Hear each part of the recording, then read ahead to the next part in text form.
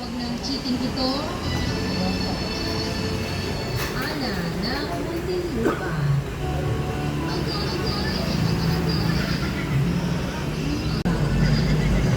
Dahil sa kanya, niluloko siya, niluloko rin ang sarili.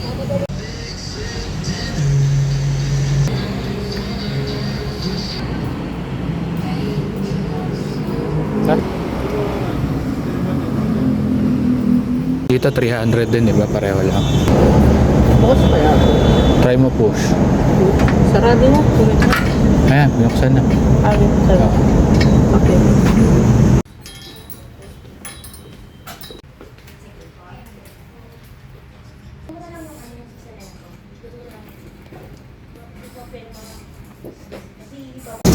Bali nagbigay sila ng ganito. Ayan, paglabas namin tinawag kami ni ate.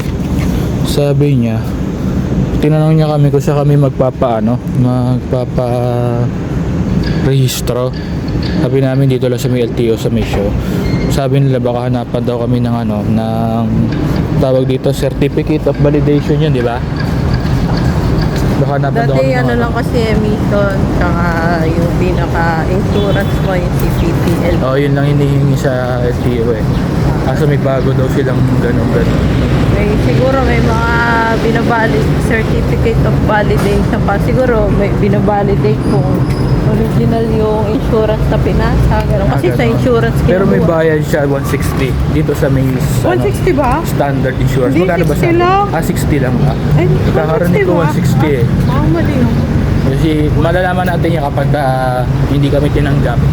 Sabi naman, tumawag lang kami tapos i-email na lang nila yung tapos i-gigas na lang namin. Email na lang nila yung yung certificate of validation tapos yun, gigas na lang kami tayo. Update namin kayo. Bumalik kami dito sa may insurance na kinuunan namin. Kasi punta kami ng LTO eh.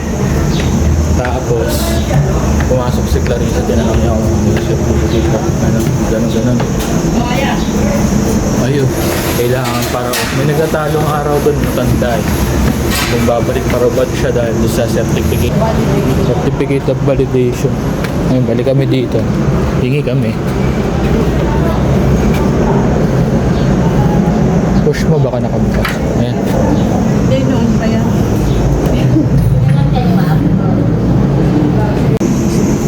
Ito na, nakuha na namin. Sana yun? 60. Ano kaya 200 coverage, 200k? Hindi, parang hindi sila nagtitiwala sa mga... Kasi may nabasa ako sa Cebuana. Wala raw silang ganto-ganto. Wala. Oo, yun nga yung sinabi ko sa'yo. pumunta tayo dito. Okay. Na, Walang ganoon. yung sa Cebuana, wala raw. Ito doon pa naman dapat ako kukuha na sabi ni Sir kahapon na wala daw Diba sabi niya, hindi pa yung system. Hindi pa yung system. Hindi pa yung system, yung parang hindi pa naka-down pa.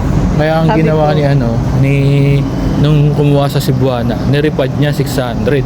Tapos kumuha siya sa sa may LTO 12. Siguro ganun yung mga proseso nila kapag ka Cebuana ako kumuha, reject ka, dito ako kumuha sa LTO 12. 12 yun ako pinabasa ko sa'yo. Mahal naman pala pa kami na. Kung ano-ano na lang pinadadagdag. Dito sa may standard insurance, 300 lang. 300 lang yung insurance plus 60 pesos do sa certificate of validation. Ayun, nadagdagan na tayo 60. Yun, bali 360 lahat ng gastos namin sa insurance. Do sa emission, magkano nagastos mo? 650. 650 naman do sa emission, do sa buhay yun. Ayun, lalagay. Ewan ko lang kung may picture. magkano yung magkano yung sa iba. Basta yun do sa buhay. 650.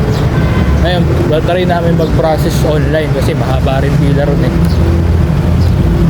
Anong oras mo yan? Nag-try ako mag-register online pero hindi ko mapasok yung sa emission, yung number doon. Kaya ang ginawa namin, pumunta na lang kami doon sa may LTO sa may malapit sa amin.